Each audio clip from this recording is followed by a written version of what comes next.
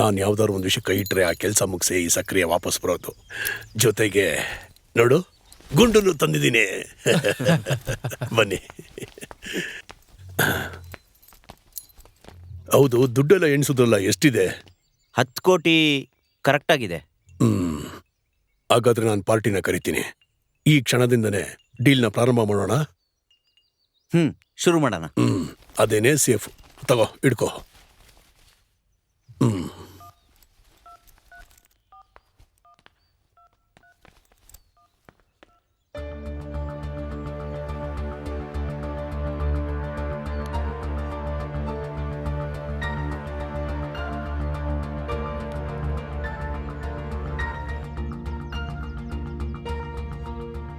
ನಾಳೆ ಬೆಳಿಗ್ಗೆ ಕ್ಯಾಶ್ ಜೊತೆ ಅವ್ರು ಬರ್ತಾರೆ.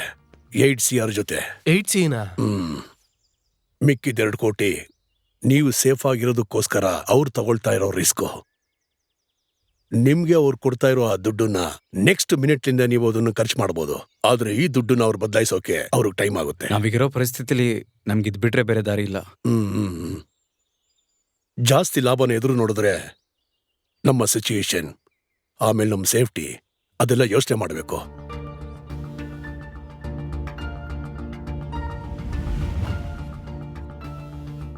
ಸರಿ, ನಾವಿದನ್ನ ಕನ್ಫರ್ಮ್ ಮಾಡ್ಬಿಡೋಣ. ಟೈಮ್ ಆಯ್ತು, ಅಶ್ವಾಗ್ಲಿಲ್ವಾ? ಎಲ್ಲಾರು ಕೈ ಜೋಡಿಸಿದ್ರೆ ಅಡ್ಗೆನ ಬೇಗ ರೆಡಿ ಮಾಡ್ಬೋದು. ಬನ್ನಿ.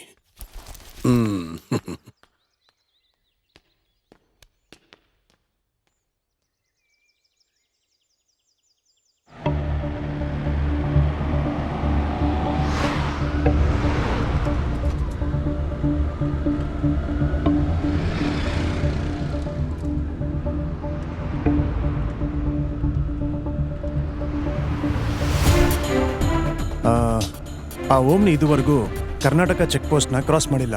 ಅದು ಚಿನ್ನಕುಲಂ ಚೆಕ್ ಪೋಸ್ಟ್ನ ದಾಟಿ ಇವಾಗ 6 ಅವರ್ ಆಗಿದೆ ಸರ್. ಒಂದು ಬೇರೆ ಯಾವುದಾದ್ರೂ ಗಾಡೀಲಿ ಅವರು ಬಾರ್ಡರ್ನ ಕ್ರಾಸ್ ಮಾಡಿರ್ತಾರೆ, ಇಲ್ಲ ಅಂದ್ರೆ ಬಾರ್ಡರ್ ಪಕ್ಕದ ಸ್ಟೇಟಲ್ಲಿ ಅವರು ಉಳ್ಕೊಂಡಿರ್ಬೋದು. ಅವಾಗ ಅವನ ಕಂಡಿಡಿಯಕ್ಕೆ ಚಾನ್ಸ್ ಇದೆಯಲ್ವಾ sir? S.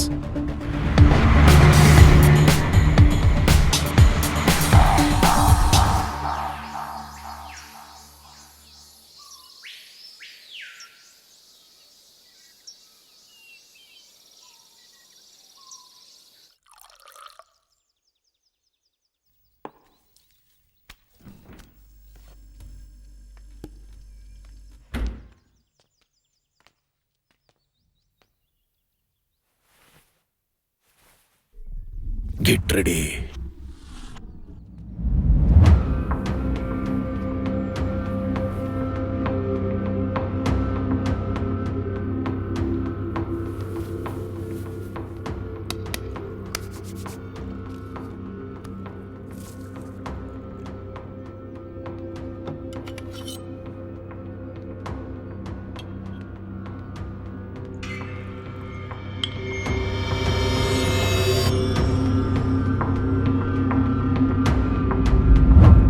Yes, come on, yes. Come on. ಇದು ನಿನಗೆ. Then cheers. Cheers.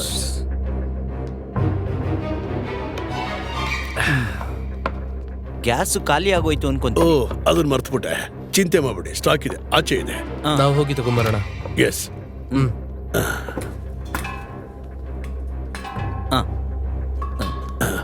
ಎತ್ತಿ. ನಿಧಾನ.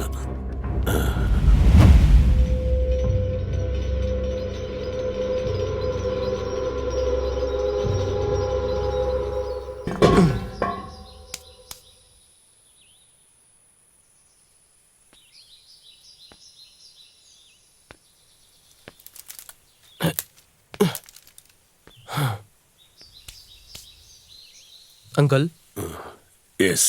ಸುತ್ತಿ ಬಳಸದೆ ಹೇಳ್ತೀನಿ, ನಾನೇನಾದರೂ ಡಬಲ್ ಗೇಮ್ ಮಾಡಿದ್ರೆ ನೀವು ನನ್ನ ಜೊತೆ ಇರ್ತೀರಾ? ಅರ್ಥ ಆಗ್ಲಿಲ್ವೇ? ಈ ದುಡ್ಡಿನ ವಿಷಯದಲ್ಲಿ ಅವರಿಬ್ಬರನ್ನ ಅವಾಯ್ಡ್ ಮಾಡಿಬಿಟ್ಟು ನಮ್ಮಿಬ್ಬರ ನಡುವೆ ಒಂದು ಡೀಲ್. ಏನು ಹೇಳ್ತೀರಾ?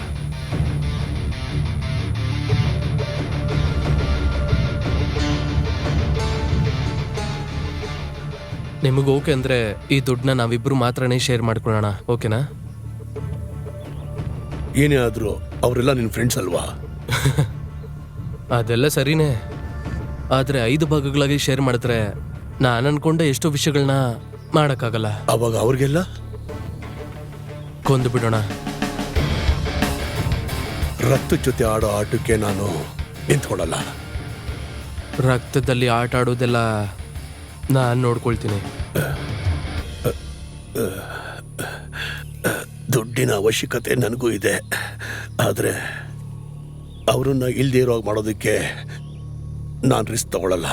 ಅಯ್ಯೋ ಬೇಡ, ನೀವು ಜೊತೇಲಿ ಇದ್ರೆ ಸಾಕು, ಮಿಕ್ಕಿದ್ದೆಲ್ಲ ನಾನು ನೋಡ್ಕೋತೀನಿ. ಹ್ಮ್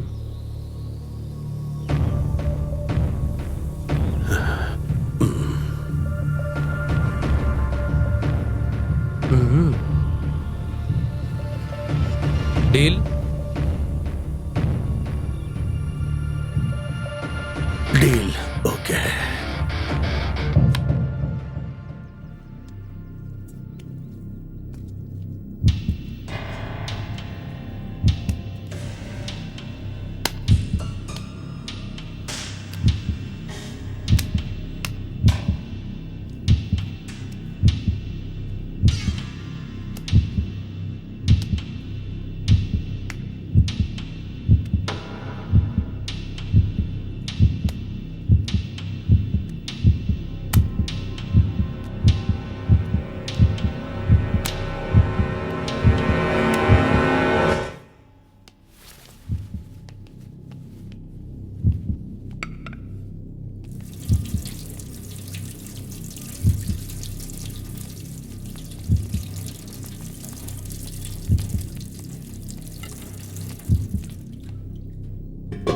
ಏಯ್, ನೀನು ಈ ಚಿಕನ್ನ ಕಟ್ ಮಾಡು. ಹಾಂ,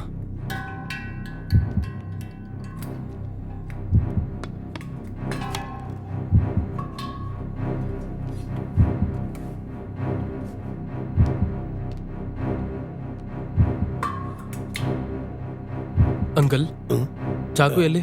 ಇಲ್ಲ, ಚಿಕನ್ ಕಟ್ ಮಾಡಬೇಕು. ಚಾಕುನ ಶಾರ್ಪ್ ಆಗಿದೆ, ಹುಷಾರು. ನಾನು ಈಗಲೇ ಬರ್ತೀನಿ.